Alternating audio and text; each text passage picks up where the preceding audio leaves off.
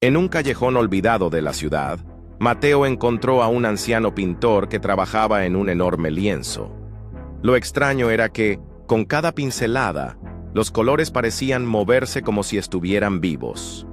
Intrigado, Mateo preguntó qué pintaba. El anciano sonrió y respondió: «Tu destino». Mateo se acercó y vio que la pintura mostraba su propia vida, pero diferente. Allí, él viajaba, exploraba, reía más. Confundido, le preguntó al pintor por qué su vida real no era así. El anciano respondió: «Porque aún no te has atrevido a pintarla tú mismo». Al parpadear, el anciano y el lienzo desaparecieron. Desde ese día, Mateo entendió que su vida era su propia obra de arte, y comenzó a pintarla con los colores de sus sueños. Así, cada día se convirtió en un nuevo capítulo de su historia, donde la valentía y la creatividad guiaban su destino.